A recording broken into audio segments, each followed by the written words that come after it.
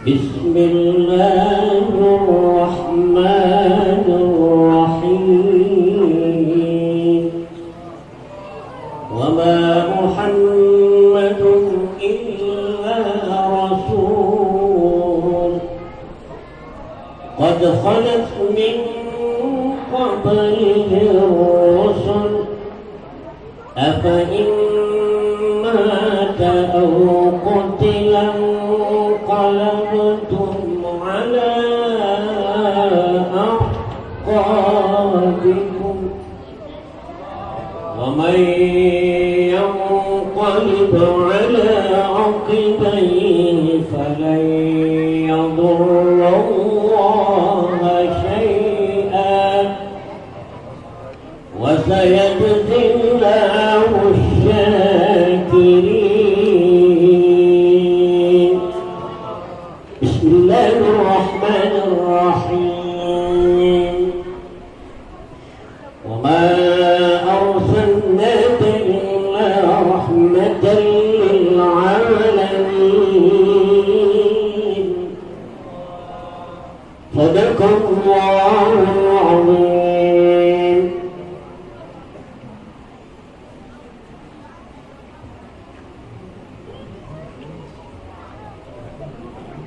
Hadirin yang dimuliakan Allah Subhanahu wa taala. Selanjutnya kita ke acara berikut, yaitu acara yang kita tunggu-tunggu, yaitu hikmah Maulid. Namun sebelumnya kami mohon kepada seluruh hadirin kita sama-sama mendengarkan, jangan ada yang bercerita. Jadi yang kita dengar cuma pembawa hikmah.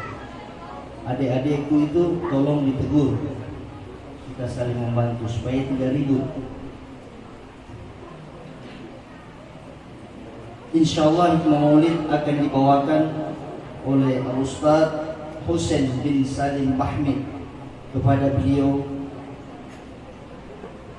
Ustaz Husain bin Salim Bahmid LC, kepada beliau kami silakan. Muhammad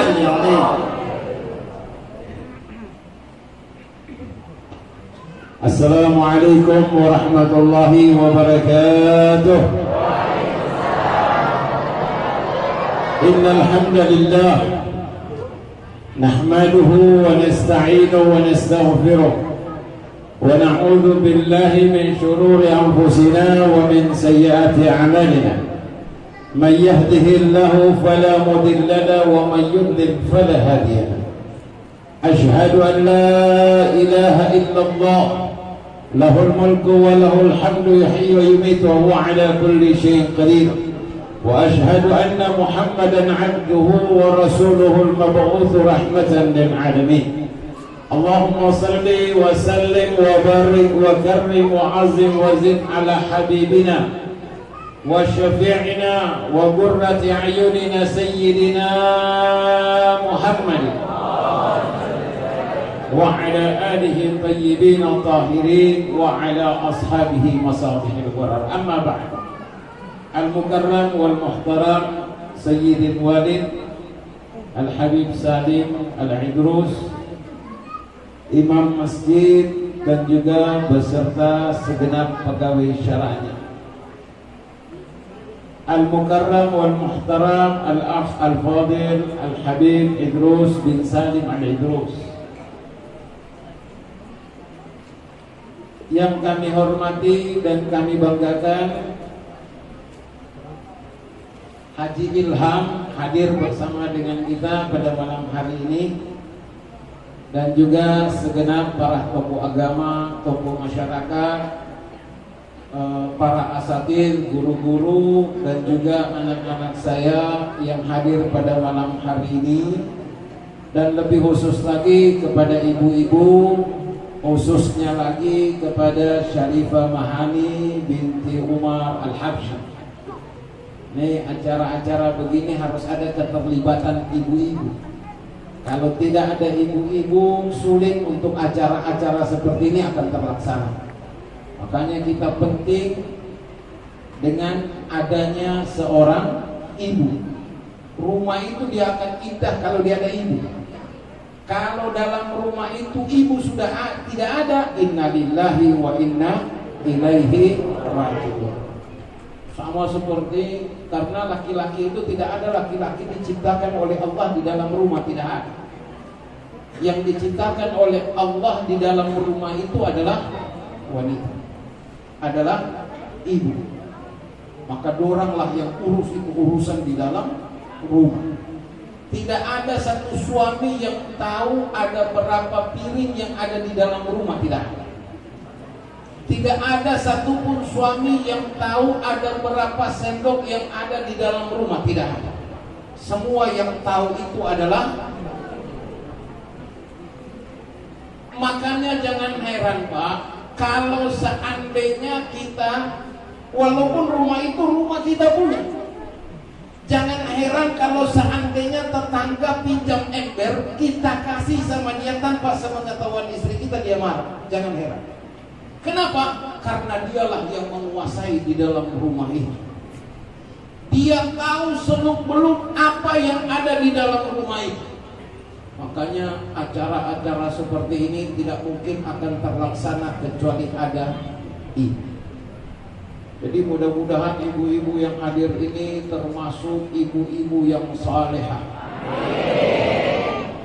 Sebubarnya daripada tempat ini, mudah-mudahan suaminya juga menjadi suami-suami yang saleh. Bapak Ibu jemaah sekalian yang dirahmati oleh Allah Subhanahu wa taala. Kita ini kalau berbicara tentang Nabi Muhammad tidak akan pernah ada habis-habisnya. Tidak ada orang sefasih apapun bahasa dia untuk mampu menerangkan tentang Nabi Muhammad, baik wujudnya Nabi Muhammad maupun akhlaknya Nabi Muhammad, tidak ada satupun yang mampu. Sayyidatuna Aisyah 24 jam hidup bersama dengan Nabi Muhammad. Ketika ditanya, ya Ummul Mukminin, kaifa kana khuluqun Nabi, bagaimana akhlaknya Nabi Muhammad? Tidak bisa dia terangkan, tidak bisa dia jawab, kecuali dia katakan kana khuluquhul Quran. Akhlaknya Nabi Muhammad sama persis dengan Al-Quran. Al-Quran sehebat apapun seseorang faham tentang seluk-beluk daripada isi Al-Quran, ketika dia tafsirkan terakhir dia mengucapkan wallahu a'lam bishawab. Hanya Allah yang tahu hakikat kebenaran daripada isi yang ada di dalam Al-Quran. Mau bicara tentang Nabi Muhammad juga begitu. Makanya Allah Subhanahu wa taala katakan dalam Al-Quran, wa innaka la'ala khuluqin azim, sungguh engkau memiliki akhlak di atas akhlak-akhlak yang agung. Semua nabi, semua rasul yang Allah utus di permukaan bumi, ingat, semua akhlak mereka agung. Kecuali Nabi Muhammad punya akhlak di atas akhlak-akhlak yang agung yang ada. Makanya Allah katakan wa innaka la'ala khuluqin azim, sungguh engkau memiliki akhlak di atas akhlak-akhlak yang agung. Pernah suatu ketika Nabi Muhammad sedang melakukan sholat maghrib. Habis sholat maghrib, tiba-tiba ada satu orang datang membawa hadiah unta. Kata Nabi Muhammad, potong unta, bakar, makan semua. Habis sudah makan, Bilal, kemudian Nabi Muhammad sampaikan kepada Bilal untuk kumandangkan azan Isya. Ini orang kan habis makan tidak batal wudhu. Kenapa? Karena mereka masih ada di masjid dari mulai maghrib, mereka sudah berwudhu. Habis sholat maghrib mereka masih tahan sampai dengan Isya. Tahan. Tiba-tiba di saat Sayyidina Bilal azan, ada seseorang daripada sahabat Nabi yang tidak tahu. Tiba-tiba dia buang angin, kentut. Kentutnya tidak berbunyi. Ini kentut kan ada dua. Ada yang berbunyi, ada yang tidak berbunyi. Kalau yang berbunyi kadang-kadang tidak ada baunya. yang tidak berbunyi ini inna lillahi wa inna ilaihi. Kita lihat bagaimana akhlaknya Nabi Muhammad. Ini semua orang ini satu masjid cium bau busuk ini. Satu orang buang angin tidak bunyi, maka satu masjid cium bau busuk ini. Kita lihat akhlaknya Nabi Muhammad. Ketika Sayyidina Bilal bin Rabah habis mengumandangkan azan, Nabi Muhammad kemudian sampaikan, siapa tadi yang makan daging unta bakar, maka berwuduk lagi dia kembali. Maka semua satu masjid pun keluar tanpa ada yang tahu siapa yang buang angin. Itu akhlaknya Nabi Muhammad. Makanya kita Pak, kalau di masjid ini kadang-kadang kan sudah ada tulisan, yang punya HP tolong di nonaktifkan atau tolong dikasih mati. Kan kadang-kadang sudah tulis di situ. Tapi kita jangan lupa, semua yang namanya makmum itu beda-beda mereka punya sifat.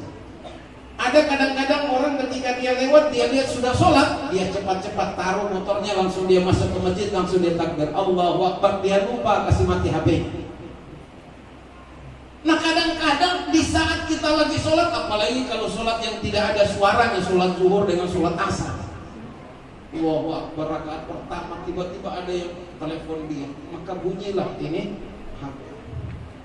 Ingat akhlaknya Nabi Muhammad, tidak usah cari tahu siapa yang buang angin yang tidak berbunyi. Jadi ketika kita dalam keadaan sholat ada orang yang HP-nya berbunyi, kita di depan, tidak usah habis sholat kita bertengok ke belakang siapa PHP tadi. Inna lillahi wa inna ilaihi raji'un. Dia seperti itu saja sudah malu. Dia sudah malu. Inilah akhlaknya Nabi Muhammad. Pernah juga Nabi Muhammad lagi duduk dengan sahabat-sahabatnya. Lagi duduk dengan sahabat-sahabatnya, tiba-tiba ada satu orang miskin. Dia gembira, suka memberi hadiah, tapi dia tidak punya apa-apa. Tiba-tiba dia bekerja, dia dapat uang, dia pun pergi ke pasar, dia beli. Dia beli buah, dia kasih sama Nabi Muhammad. Dengan gembira dia tunggu Nabi Muhammad kemudian makan ini buah. Makan ini buah sampai habis, Nabi Muhammad tidak bagi sama sahabat-sahabat. Padahal Nabi Muhammad itu biasanya kalau dapat hadiah selalu Nabi Muhammad bagi kepada sahabat-sahabat. Ini kita lihat akhlaknya Nabi Muhammad. Nih orang yang memberikan ini dia tunggu Nabi Muhammad habis makan baru dia pulang. Dia pun gembira. Kenapa? Karena setiap Nabi Muhammad makan dalam keadaan senyum, menandakan bahwasanya pemberiannya itu senang dan dinikmati oleh Nabi Muhammad sallallahu alaihi wasallam. Pulang ini orang yang memberikan ini, yang memberikan buah itu, sahabat-sahabat bingung, ya Rasulullah, kenapa engkau tidak seperti biasanya? Selalu engkau kalau dapat makanan engkau bagi kepada kami. Kenapa hari ini tidak membagikan kepada kami? Kata Nabi Muhammad, saya takut kalau saya kasih sama kalian, kalian itu akan menyakiti orang yang memberi itu. Ketahuilah bahwasanya buah yang dia kasih itu semuanya asam. Makanya kalau saya kasih sama kalian, saya takut wajah kalian itu berubah sehingga menyakiti orang yang memberikan. Itulah akhlaknya Nabi Muhammad. Nah, beda dengan kita orang ini kadang-kadang. Kadang-kadang orang ini kalau seandainya pergi pasar, mau beli buah jeruk, mau beli jeruk, uang sekarang kan orang kalau waktu kita masih ingat waktu ribut-ributnya corona, semua harus minum makan jeruk, semua habis itu jeruk. Nah satu ketika kita ke pasar kita tanya, orang baru jual jeruk, nih asam atau manis? Manis. Tidak ada penjual yang mau bilang asam dia punya jeruk. Kita pun beli 1 kilo, ya kan? Apa jaminannya? Kalau asam ya kembalikan. Kita bawa pulang, subhanallah 1 kilo, ternyata asam semua. Kita buka 1 asam, buka lagi asam. La ilaha illallah. Kita kembali sama dia, kasih pulang. Ente ini bohong, ente ini baharat, ente bilang tadi manis. Kenapa ini asam? Dia bilang apa? Itu masih bagus. ente cuma beli 1 kilo, Anda punya 1 gerobak, ini asam semua.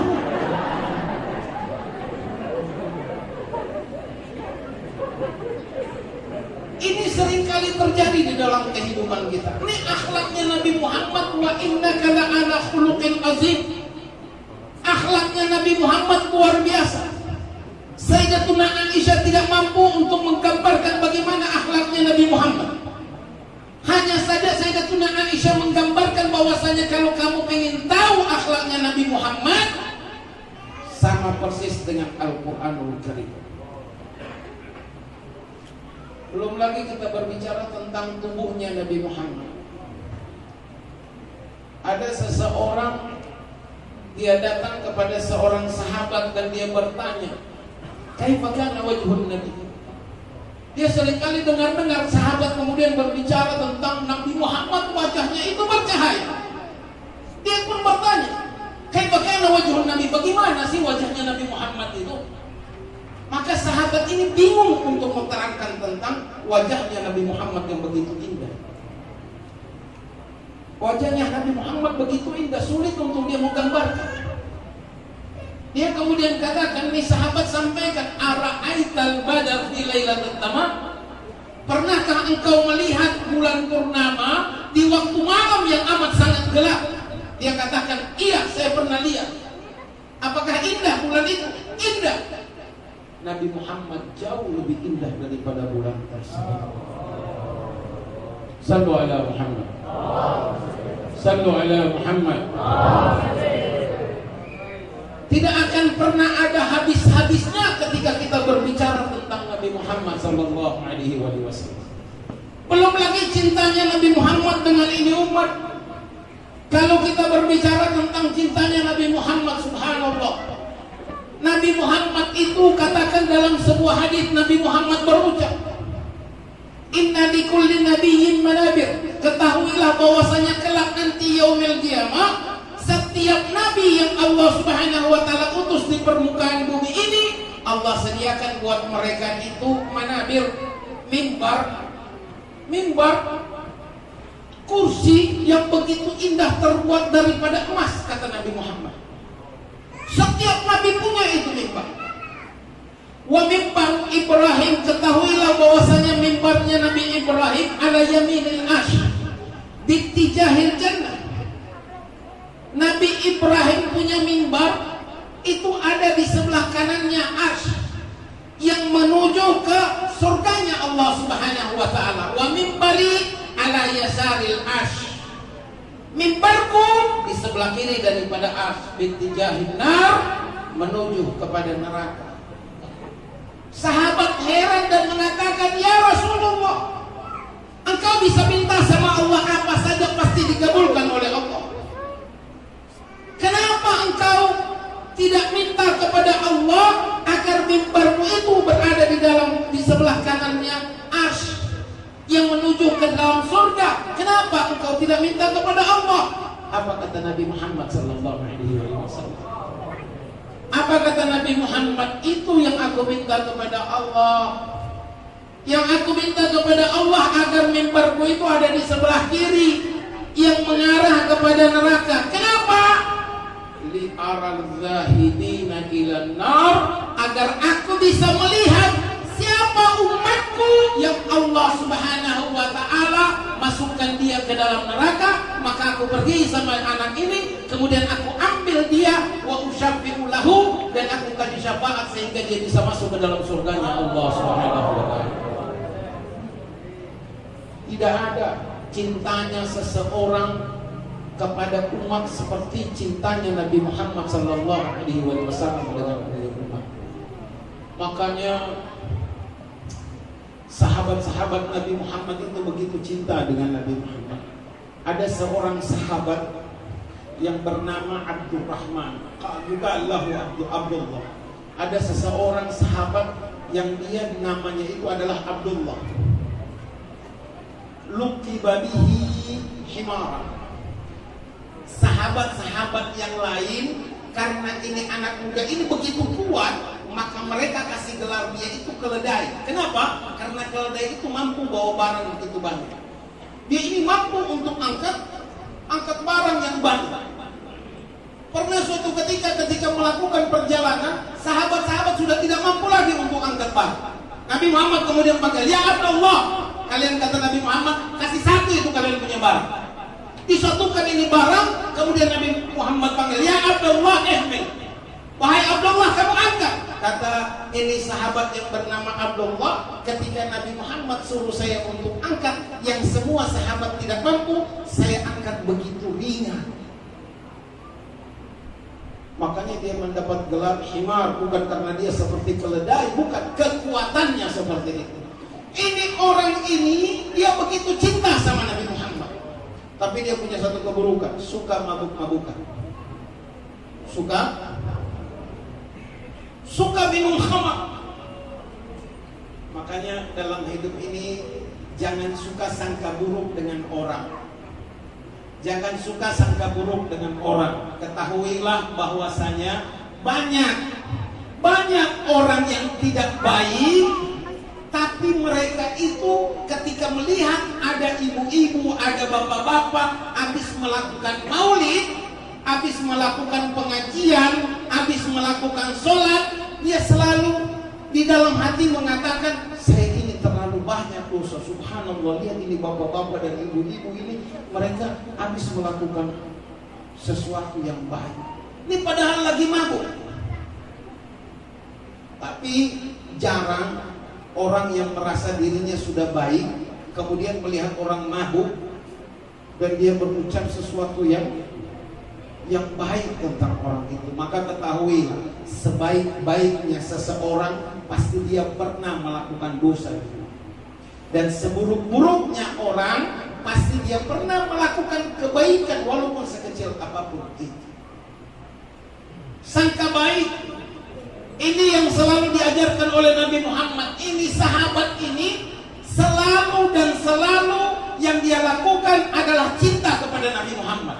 Tapi dia punya sifat buruk, suka mabuk-mabukan. Makanya sahabat yang lain ketika dapat dia mabuk, tangkap dia, bawa ke hadapan Nabi Muhammad. Nabi Muhammad tahu ini. Dia ini orang yang kuat, seorang anak muda yang kuat, tapi hukum tidak bisa dimain-main. Kata Nabi Muhammad, pukul dia. Maka dicambuk lagi. Habis itu dia pergi lagi, mabuk lagi. Mabuk lagi, didapat lagi, bawa lagi ke hadapan Nabi Muhammad, dicambuk lagi dia. Begitu terus, tidak ada musan-musan. Sama seperti suami-suami zaman sekarang. Suami-suami zaman sekarang, inna lillahi wa inna ilaihi raji'un. Ini biasa kadang-kadang Ibu, oh masih ada, saya kira sudah offline semua, masih online, alhamdulillah. Ini mau cari-cari suami sekarang ini, kadang-kadang suami zaman sekarang ini, subhanallah, terlalu perhitungan dengan istrinya sendiri. Ketika dia kasih uang untuk belanja dalam rumah, kasih uang. Kemudian ketika istri minta lagi, dia kemudian kata, baru kemarin saya kasih, kemana itu uang? Dia kira ini istrinya ini tidak urus, dia tidak urus anaknya, dia lupa semuanya. Beli ini, beli itu, semua habis uang. Ketika dia minta, selalu suami bilang, baru saya kasih kemarin 1 juta, kenapa sudah habis? Baru saya kasih kemarin. Ada tidak suami yang begitu? Ada tidak suami yang begitu? Mana orangnya?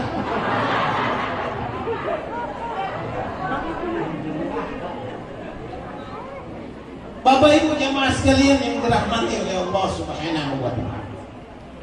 Memang itulah Bu, sabar kalau dapat suami yang sekek. Botu pai ulu, sabarlah. Karena ketahuilah Bu, Ibu, ketahuilah, suami tidak boleh ambil uang istrinya diam-diam, tapi istri boleh ambil uang suaminya diam-diam. Yang tak tawa itu selalu ambil.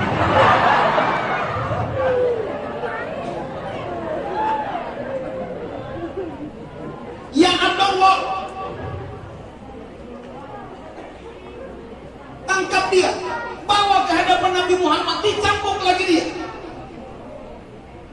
Pergi lagi dia ke sana, didapat lagi dia mabuk-mabukan, datang lagi dicambuk lagi. Maka salah satu daripada sahabat Nabi Muhammad melihat ini dan mengatakan, laknatullah ala Abdullah,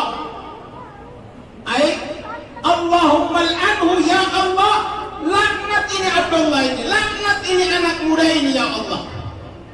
Ma'akthar ma ya'ti, tidak ada tobat-tobatnya, dia selalu didapat melakukan mabuk, kemudian dia dicambuk, melakukan lagi, dicambuk lagi, tidak ada tobat-tobatnya. Ya Allah, il'anhu, ya Allah berilah laknatmu kepada ini anak muda ini. Nabi Muhammad ketika mendengar ada yang mengatakan begitu, Nabi Muhammad kemudian katakan, la tal'anu, jangan kalian laknat sama ini orang, jangan kalian laknat sama ini anak muda.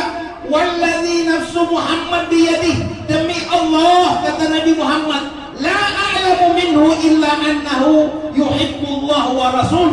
Tidak ada yang aku tahu daripada Abdullah ini di dalam hatinya kecuali satu, dia cinta kepada Allah dan dia cinta kepada Nabi Muhammad sallallahu alaihi wasallam. Nah, orang kalau cinta kepada Nabi Muhammad, dia akan dimuliakan dunia dan akhirat.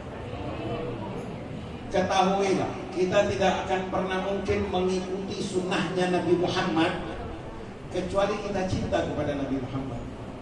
Kita tidak akan pernah mungkin cinta kepada Nabi Muhammad kecuali kita kenal siapa Nabi Muhammad. Kita tidak akan pernah mungkin untuk mengenal siapa Nabi Muhammad kecuali kita belajar mendengar tentang Nabi Muhammad sallallahu alaihi wasallam. Makanya ibu-ibu, bapak-bapak, bawa anak-anak. Kalau dia sudah lulus SD, taruh dia di pesantren. Ini kita punya pesantren di sini. Yang pimpinannya itu Habib Idrus bin Salim Idrus di Ganteng, Rubatun Khairah. Itu ada pesantrennya, kita taruh di sana. Subhanallah. Itu yang nantinya mereka akan dengar selalu, yang mereka dengar tentang Nabi Muhammad sallallahu alaihi wasallam. Kita tidak perlu khawatir karena zaman sekarang ini semua anak-anak, saya kira hanya anak-anak, semua anak-anak zaman sekarang semuanya jago, semua main TikTok. TikTok itu Allahu Akbar walillahil hamd. Tapi mudah-mudahan di Donggala sini tidak masuk TikTok. Ada di mana-mana orang main. Di pesantren alhamdulillah tidak ada seperti itu. Kita lihat tadi anak-anak baca qasidah, anak-anak main rebana. Inilah pesantren yang hanya salah satu tempat yang bisa membuat kita itu mengenal Nabi Muhammad sallallahu alaihi wasallam. Kalau seandainya kita sudah tidak mampu untuk mendengar, membaca sejarah tentang Nabi Muhammad, maka kita serahkan kepada anak-anak kita agar mereka itu bisa menjadi orang-orang kelak nanti, yaitu orang-orang yang cinta kepada Nabi Muhammad SAW. Semoga semua kita yang hadir ini Allah Subhanahu wa taala rahmati kita semua, hajat kita semuanya dikabulkan oleh Allah. Tidaklah kita bubar daripada masjid ini melainkan semua dosa dan kesalahan kita diampuni oleh Allah Subhanahu wa taala. Mari kita bermohon kepada Allah Subhanahu wa taala. A'udzubillahi minasyaitonir rajim. Bismillahirrahmanirrahim. Hamdan yafi ni'maika fi mazid. Allahumma shalli ala sayyidina Muhammadin wa alihi washabihi wasallam. Allahumma ja'al ijtima'ana hadha ijtima'an marhuma wa tafarrugina min ba'di tafarrugan ma'suma wa la tada' lana ya rabbana fi hadzal masjid dhanban illa ghafarta wa la hamman illa faradta wa la daynan illa qadaita wa la mayyitan illa rahimta wa la maridan illa shafaita bi rahmatika ya arhamar rahimin. Allahumma ja'al akhir kalamina minad dunya qauluhu. Semuanya ucapkan sama-sama dengan sekeras-kerasnya kalimat tauhid. La ilaha